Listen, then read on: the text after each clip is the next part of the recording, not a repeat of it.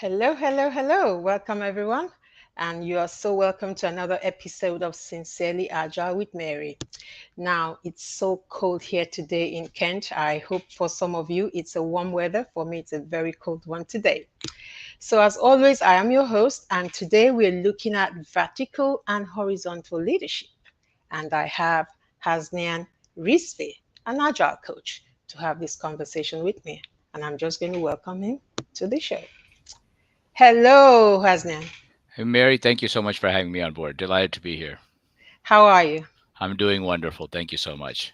I was just saying it's cold here in Kent today. It's actually snowing right now. Is What that what's the right? weather like where you are We right we now? we are, we're having a nice warm Sunday here, a nice toasty Sunday in Houston, Texas today. Fantastic. Good for you. Very cold for me right now. I've got all the heating on. Right. So this is Sincerely Agile with Mary. It's a platform where we learn, unlearn, and relearn, where we want to make change agents of ourselves. And it's also a place where we want to be awesome and wholesome together. And that is what I hope to achieve with you here today. Be awesome and wholesome together. Share some Absolutely. great conversation, looking at the topic that we have today, vertical and horizontal leadership.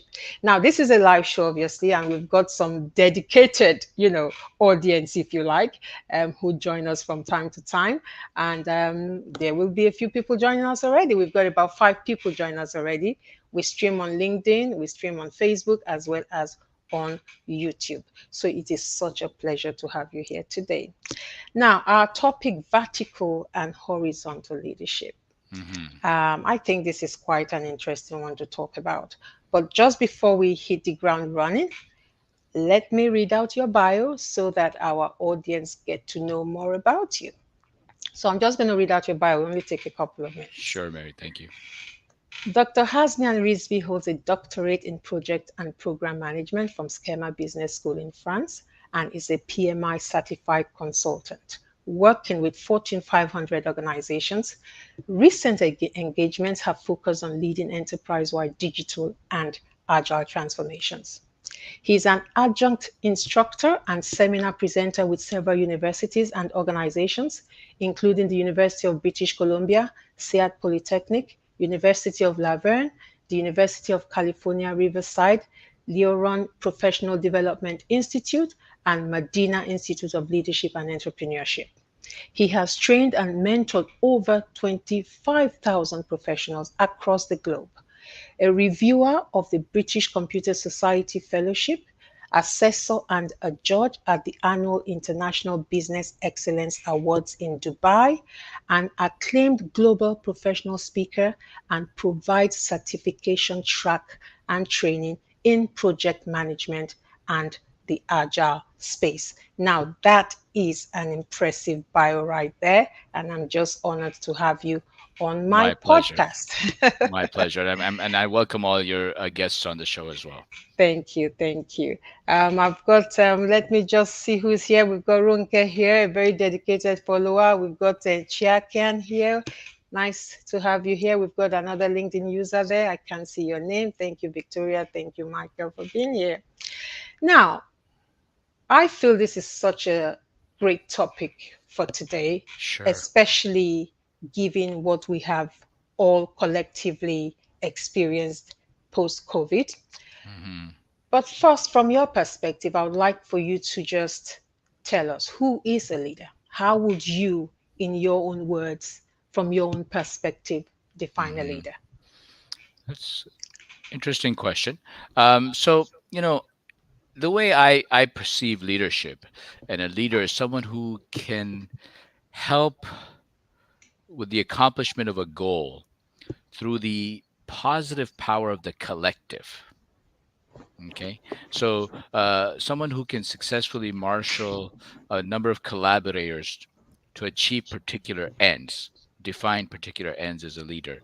A great leader who can do this is one who can do this day after day, year after year, in a variety of circumstances, who has that resilience, right, to withstand. So whether it's COVID, or whether it's the Ukraine crisis, or whether it's oil prices changing, whether it's a disaster recovery, sudden issue, whatever it may be, throughout these wide variety of circumstances and opportunities, a leader can rise to the occasion, right? And can, really take this to the next level. So, a leader's unique achievement really is this human and social combination, which stems from his or her understanding of his fellow workers and the relationship of their individual goals to the group goal that we need to carry out. So Wow. effectively, yeah. Wow. I've picked some words from your definition right there. I picked human, I picked Hmm. social, I picked relational, and I Right. picked collective. And I'm sure as we progress through our conversations, you will perhaps elaborate on those keywords because they are keywords. And Correct. talking about the collective, I mean, what I'm picking here already is that we have moved away from that one leader as a hero. Oh Yeah? yes, That one absolutely. leader who is a hero. We've moved away from that. Fantastic. So let's move on. This is a good segue into the actual topic. So please give us the definition of vertical and horizontal leadership. Who is a horizontal leader? Who is a vertical leader? Sure. So if you were to do a search on Google, if any of your listeners were to do a search on Google, they would find actually a myriad of answers around the concept of vertical leadership. Okay, and even horizontal leadership, just to set some sort of basic baseline there, and many times it's seen as horizontal versus vertical. Okay, now what the most commonly viewed perception of vertical leadership is it's that traditional sort of leader who leads from the top, in a corporate silo, where there's a focus on getting employees to follow. There's a little bit of that, what we would typically call command and control. This we like to use as agilists. We demand and delegate, and only plays the role of the traditional view of what a leader is, where there are task-based rewards. In that sort of environment, employees may feel, I don't know, scared to take risks, perhaps, um, things of those types of nature. Whereas horizontal leadership, many of the definitions you see on the internet are a little bit more romantic, where the team members are linked across the organizational silos and boundaries, and we're focusing on innovation, and we're able to persuade and rally people together, and we're able to build trust and influence. And somehow, some of these writers make it sound like horizontal leadership is the cure to every disease on earth. But so that's the view that you'll see, and so that's where they'll pit the two sides in Right. that's what the academics, I would say, is generally. Right. So the horizontal leadership is that tending more towards the relational You're right. and vertical tending more towards perhaps the rational. Yeah, so there's a reciprocity in the Yeah. horizontal. We work together, we reciprocate, and we Yeah. collaborate, and so we collectively are more empowered. Mm-hmm. Yeah. Mm-hmm. Yes, Cool. absolutely. And you talked about the collective earlier on. Hmm. So, from a horizontal perspective, you have leaders who are more ready to work with the collective intelligence that's made available to them, the collective experience. They are much more open.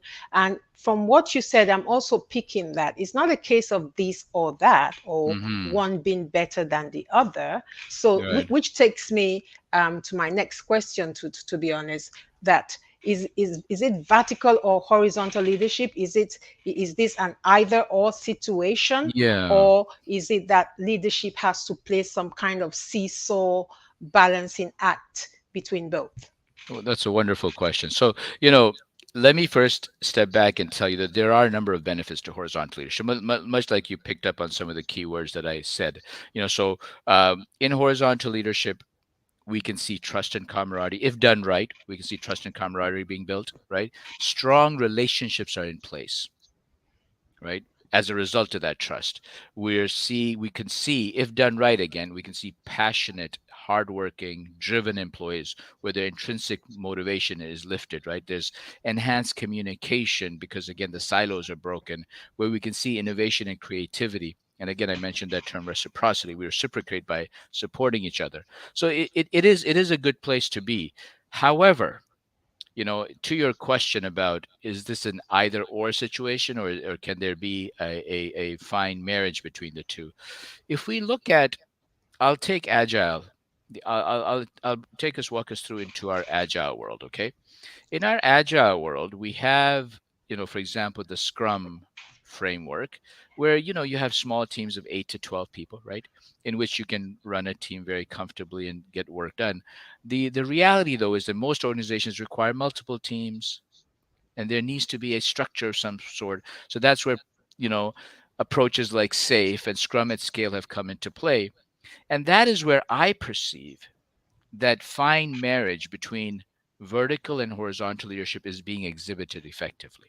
Right. Okay, so we're seeing the horizontal leadership at team level, and even perhaps at a train level, the art level, as we say in the safe world, Mhm. and in the Scrum at Scale as well. We're seeing that, but at the same time, there is room for a hierarchical structure.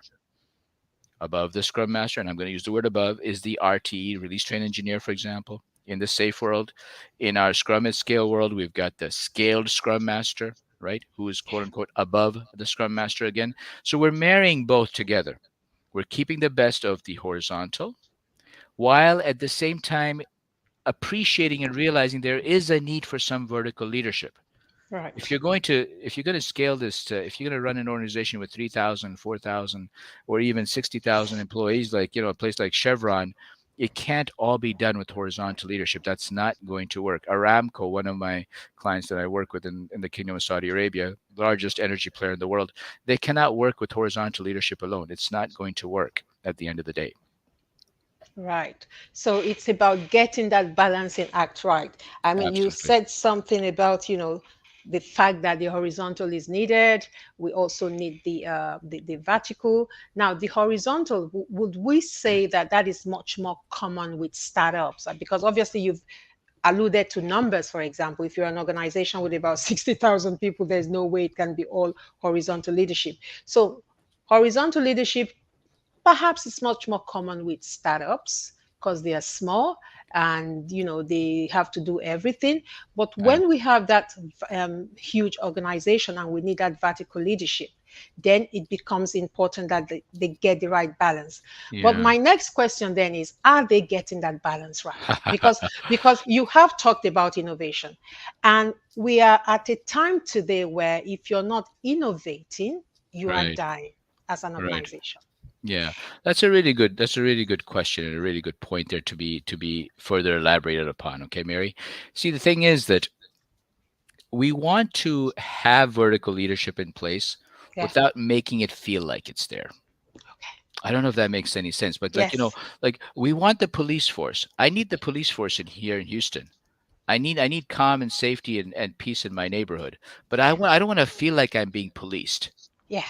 Does that make sense? It makes You a know, lot of sense. so that's exactly what we want to do. The organizations that do this well, the vertical leaders are like trusted partners to Right. horizontal leadership. They're trusted partners. They're not seen as scary principals No. in the in school where I have to go in and report to the principal, and perhaps they're going to call my parents, that type of thing. It's a trusted relationship. It's a relationship of camaraderie, open transparency, collaboration. Again, that I keep repeating that word trust. That's really really key there. Hmm. When we both realize that we're in the game together, and in order to accomplish big things in larger structures, we need that hierarchy. We respect and realize that for admin purposes, for lack of Hmm. a better term, we need that structure. Okay, to deliver at a strategic level, at a solution level, we have to, break things down into smaller levels where we'll do things horizontally, and in certain layers we'll do things vertically. But we're not going to make it feel like a very, very, claustrophobic and stringent is the way to do it. Right. Okay.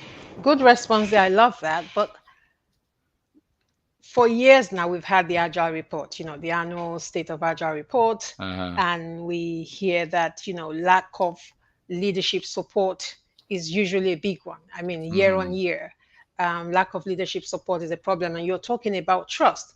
So, in terms of having that horizontal and vertical balance, are we playing lip service to that?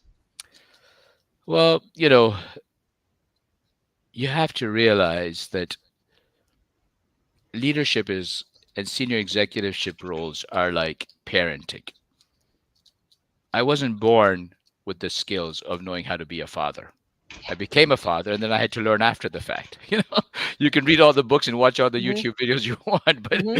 it's a skill that you acquire along the way. It's a job you learn. It's an on-the-job training, right? Yeah. So let's take it a little bit easy on the executive chambers as well.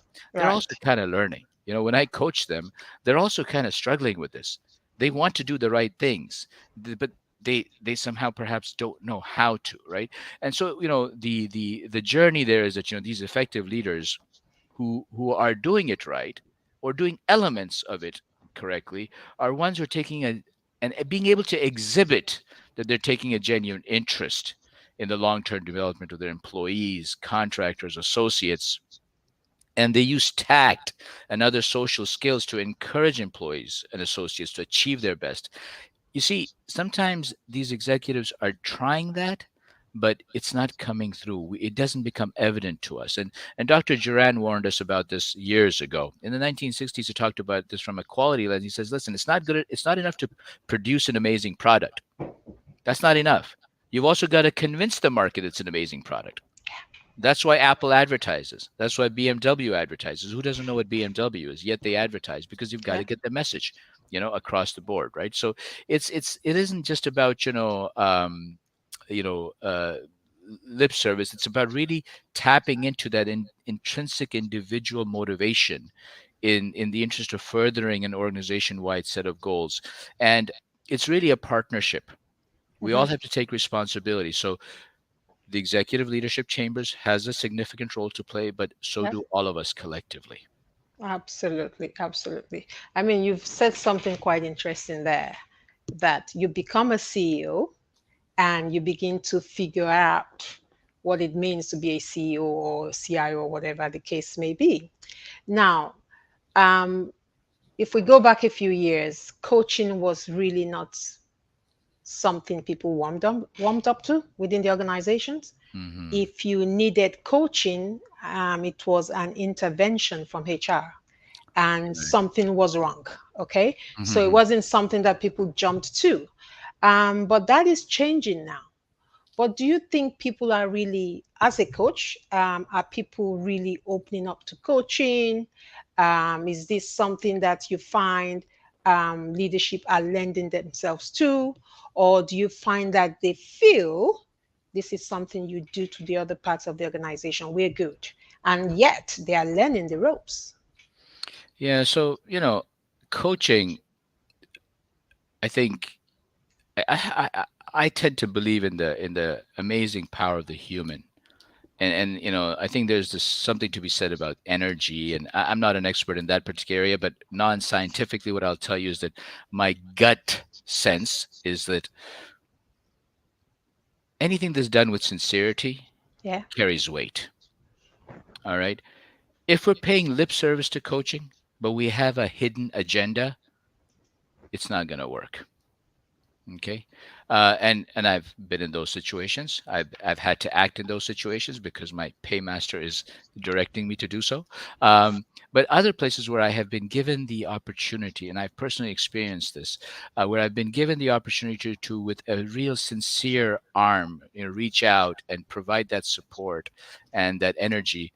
Miracles. I've seen miraculous changes, hmm, miraculous transformation in humans, miraculous transformation in individuals, which again rises up to the collective of the team, and then the team of teams, and it's so exciting to see that transformation when that happens. Because at the end yeah, of the day, we are a skill-based, resource-based industry that we're moving towards. All the industries, you name it, whether it's healthcare, government, IT, you name it, it's based on the intellectual prowess that we have, absolutely. right? And you maximizing that is where you get the value. You can put a 20 PhDs in a room, you're going to get nothing done if you're not able to collaborate effectively together, Yeah, right? absolutely. It's a knowledge economy. And this is Yeah, where the collective you were talking about when you define leadership earlier on becomes so important. Leveraging that collective knowledge that is, available to the organization, available to leadership. right. But like I said before, we're as a leader, Hmm. You are learning. The mindset which you show up as a leader will also determine perhaps how you achieve that balance between the vertical and the horizontal. Because like we say, sometimes people feel, okay, we're supposed to be empowered, for example, as a product owner, but you don't feel empowered as a product owner, or you feel you know exactly what I'm trying Right. to say. Absolutely. I'm in this role, but I don't feel empowered in this role. And Right. this is where sometimes perhaps organizations are getting it wrong in terms of the balance between the vertical and the horizontal. This takes me very well into my next question, where I'm saying, should we be empathizing? Why should we empathize with leaders today? And I ask this question because it's a very tough environment today. Hmm. Okay. So, why should we empathize with leaders today? Because you did mention something along those lines that it's not easy for the leaders as well. Absolutely, absolutely. So, you know, there, and I think coaching really prepares us to empathize, because the coaching mindset. I'll answer your question, but I'll take a little bit of a segue before I answer it. Is that, in coaching, we're taught that we don't have all the answers. There's a No. humbling reality that in fact, we may not know most of the answers, right?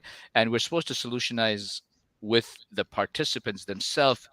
It should be organic. The solutions should be organic. The options should be organic. And so, what's amazing about this is that it's empowering.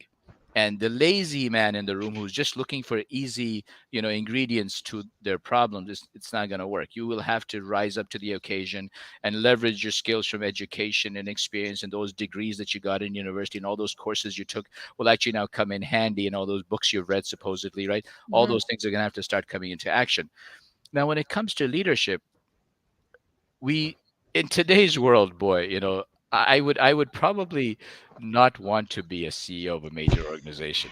All right, if you think about the global politics, think about the challenges of diversity and inclusion, something extremely important and to be respected and honored. You and I, right? I mean, we're examples of diversity and inclusion. Um, but the topic has gotten so broad. What can be said, what cannot be said, what's the right thing to say, what was terms that were allowed to be used a year ago are no longer allowed to be used today. Even in the agile world, we're going from grooming to refining now. Things of that nature. Servant leadership is being challenged to true leadership, and I respect and honor all that. I'm not saying anything wrong, but as a leader, you're dealing with a very fluid environment, Very right? fluid. And the globe is becoming so small.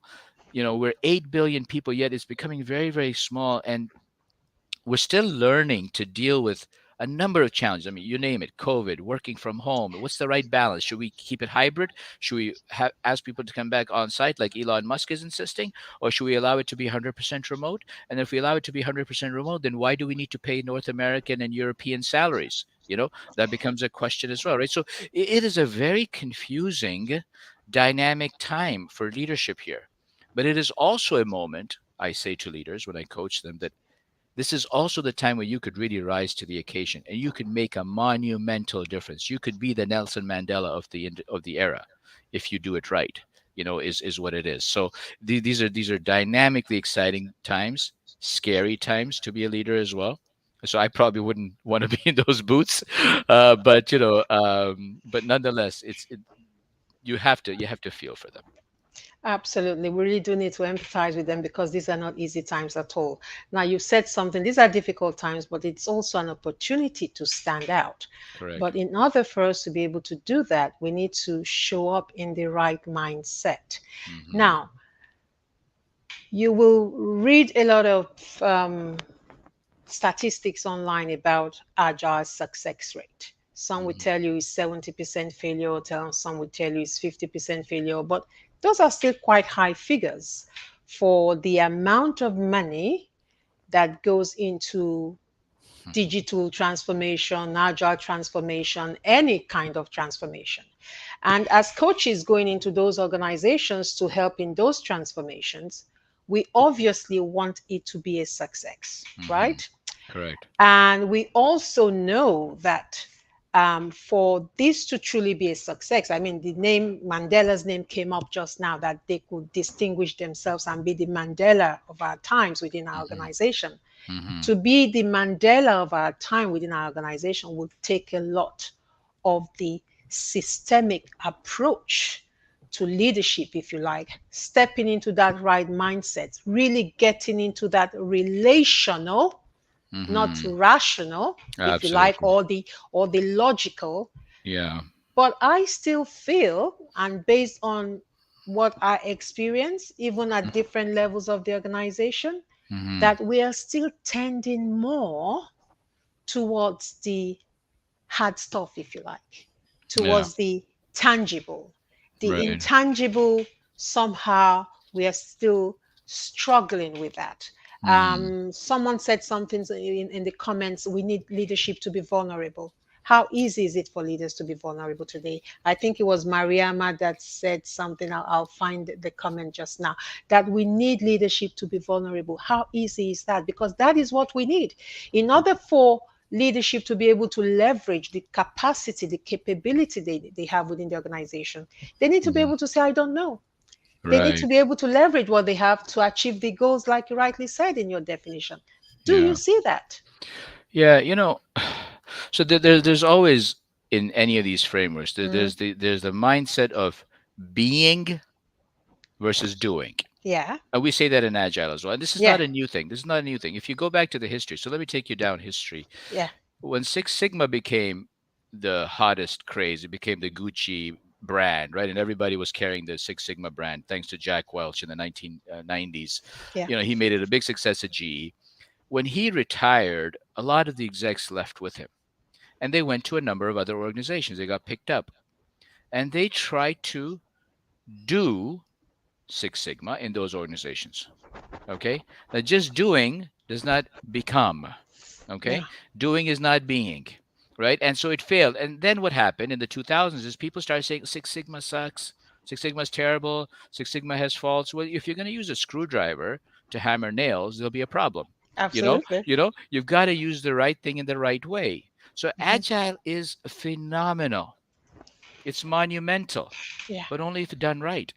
If all we're doing is having daily stand-ups, we're sitting around talking about what I did yesterday, what I did today, I'm going to feel like you're micromanaging me. I'm going to get irritated. At some point, I'm going to be like, enough of this. I'm an adult. I can take. I know what I'm doing. Stop bothering me, right? If the retros are useless, pointless, no energy events, then I'm going to stop. I'm going to stop attending. I'll start declining because I don't want to waste my time. I'm not interested in muda or waste, right? So and the idea is that we can't just, and it's a challenge because you want to practice it, you want to put it into play immediately. We're all eager to do things, right? Whenever you want to learn something, if you when you're learning tennis and the instructor says let's sit down and watch some videos, you're like, no, no, no, let's get on the field. We want to start. Let's start throwing the ball around, right? Let's start hitting a few balls. Well, you gotta patiently sit there and watch some of those videos and learn what Lendl did and Connors did and Bjorn Borg did and what the Serena Williams of the world did, so you can learn a few things, right? And then go out there and practice. So that mindset shift is very important, and it's a journey. Like if you and I think about when we first got introduced to Agile, right? It's taken a few years to sink in. I mean, we get excited, it's all euphoric and stuff, but then when you try to practicalize it, it's a bit risky. So with executives as well, we need to, and leaders in general, we need to appreciate that there is a journey to be had. If we've got the right mindset, we're going to go through turbulence. We learn from the experience, and the empirical teachings and learnings will enable us to go forward. Even though we'll have a little bit of turbulence along the way, the practical wisdom that we will gain along the way with the right mindset will enable us to move forward. it will enable us to move forward. And of course, it is definitely a journey. So we need to also take it easy on ourselves, isn't it? Because it is definitely a journey and you will have hiccups here and there. So, as a coach working with leaders, can you share one or two challenges you've had? Working with leaders. Yeah, Yes. So, first is getting on their calendar. They're always excessively busy, yeah, right? I think uh, the challenges leaders have are the same challenges you and I have, but they're just at an exponential rate. They have the same challenges of prioritization, right? They have a large list of things to do that are must do's, which are impossible to get done with the resources that are provided.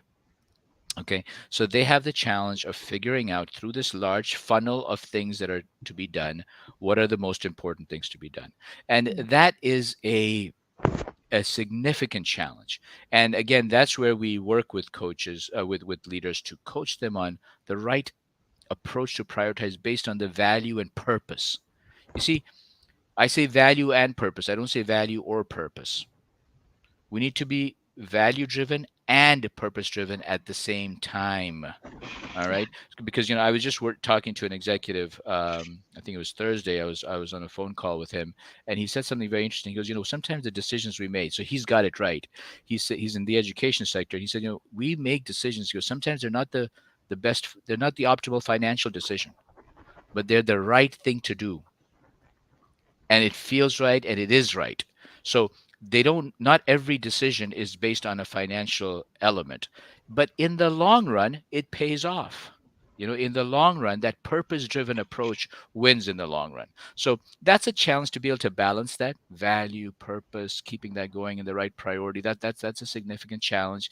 And the other challenge is the level of vulnerability and how to express vulnerability, how to humanize yourself in front of the collective. So it's not the sacred cow principle. Every time you walk into the room, everyone just, bows to whatever you say. You say green, everyone says, yes, green is my favorite color. You say blue, everyone says, yes, blue is the way to go.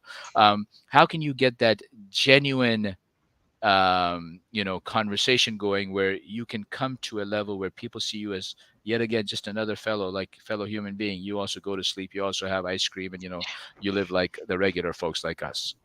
Those are a couple of the main challenges, I think. Yes, and you said something about doing the right thing, even though it might not be the best financial decision to take. Yeah. Sometimes I feel that leadership, they are under, excuse me, enormous pressure, Hmm. especially if it's a leader that's taking, an organization that's in trouble, and the shareholders have given them some time window to turn things around, that they are so focused on the bottom line that they shoot themselves in the foot, and in the long run they don't get the benefit that they could otherwise have gotten if they Yeah. just slowed down and did the right thing, as Right. opposed to trying to satisfy shareholders. Because you get a lot of leadership just going boom, boom, boom, boom. It's all about the figures, it's all about the numbers, Yeah. and it's about the short term benefit. Hmm. But if we will just stop, right? Right. Stop, slow down, make that investment initially, but it will pay off later. I think this is a message we should be really trying to get to our leaders to say, you might be going slow to start with, but in the long run, you will get Hmm. the benefit. It's like organizations say, oh, we want to do DevOps. Oh, send a few people for training and come back and do DevOps. Right. Right. Right. You're not going to get the benefit you're The looking for. week the weekend boot camp will enable you to become an expert. We will enable you to become an expert. No, it is Right. a journey, and it Right. is something you have to do in a very systematic way and get everybody in that stream to do together so that you get the full benefit. So for me, sometimes I feel that our leaders need to slow down. I don't think I see enough of that slowing down to really make sure that they are solving the right problems. That's one. And secondly, slowing down to really take the opportunity to see what they have in terms of, the capability, the collective intelligence in house that they can harness to that to their advantage. That Right. that is what I feel sometimes. So Yeah, what do you say absolutely. to that? No, absolutely. You remind me of an article I read in HBR. So, Harvard. It's an old article. It's from the year 2000. And I'll encourage your readers to find it on the internet. It's called "The Cracking the Code of Change." That's the Okay. name of the article, "Cracking the Code of Change." And I can't explain it all, articulate it very well, but it's worth a read. They talk about theory E and theory O, right? And I'll leave it Right. at that. And I will encourage your listeners to look that art. It's a short article, about 3 4 pages, if I remember correctly. Did you say Um, HBR, Harvard Business Review? Yes, cracking the code of change. I think if you just type cracking the code of change 3A theory O, it should come up. And it really talks about these two worlds.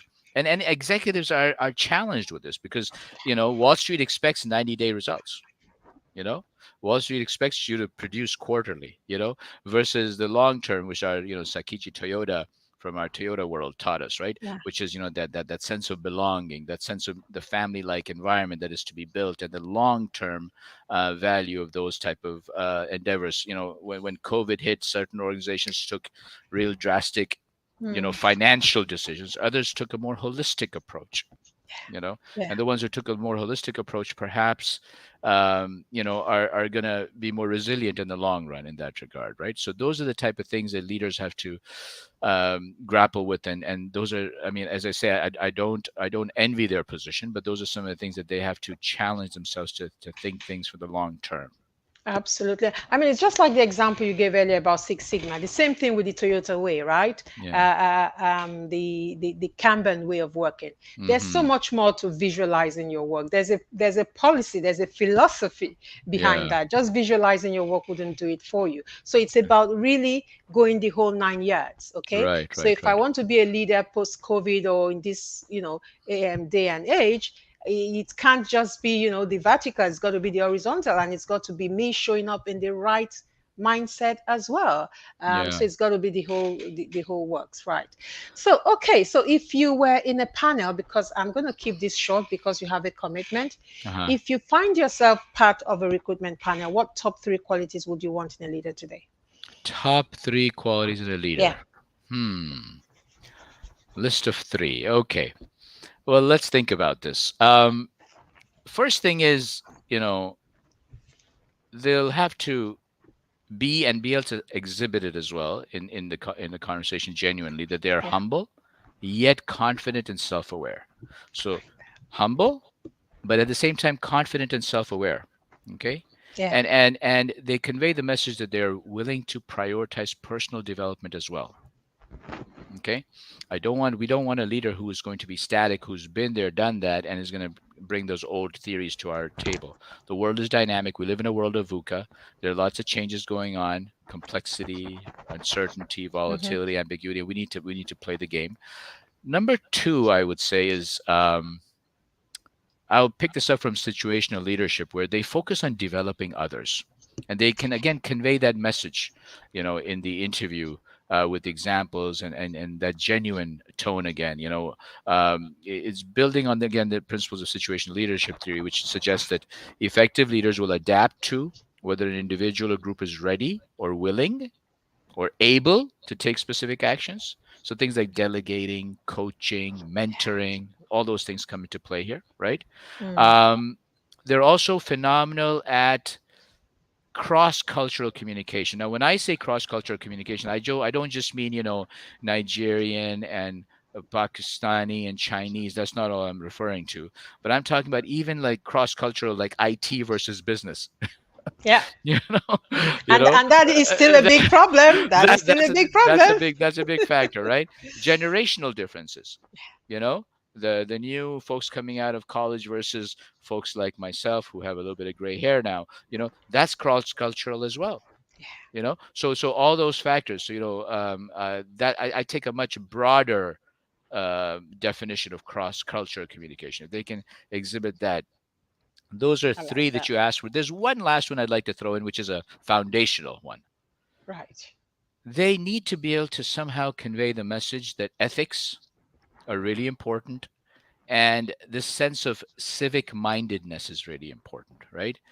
They take into account the ethical consequences of their decisions, both for their customers, their Hmm. teams, the organization as a whole. So we're not cutting corners. So even in Agile, we're not giving up on regulations and audit trails and compliance and things of that nature. Assurance is really important, for example, in that Yeah. regard. Fantastic. I love those responses you gave. Developing themselves and more importantly, developing others. That is so important because for me today, I believe as a leader, one of our primary purpose should also be to create more leaders. This is where I'm going to wrap up because I know you have a commitment. It's Thank you, been such a Mary. pleasure to have you. Please hook up with him on LinkedIn. You can also reach him here at rizvis.ca. This is his email address. And as you heard during when I read his bio, he's also a trainer. He trains IC, Agile, PMI, and SAFe, as well as some Scrum.org courses. And if you're interested in reading that article, there it is, Cracking the Code of Change. I'm definitely reading it. And to our audience who has been here, there are quite a few comments here. Thank you so much for making all these beautiful comments. Mariama, thank you for being here. Thank you so much. Thank you so much. Thank you so much, Thank you so Hasnian. much. Thank you so My much for pleasure. spending your Thank you Sunday all. with me. Take care Thank and you, bye Mary. bye. Thank you, everyone. All the Thank best. you. Take care. Thank you. Season's Thank you. greetings to everybody. Take care. Thank Bye you so bye. much. To everyone who has joined me today, thank you so much. Thank you and bye bye.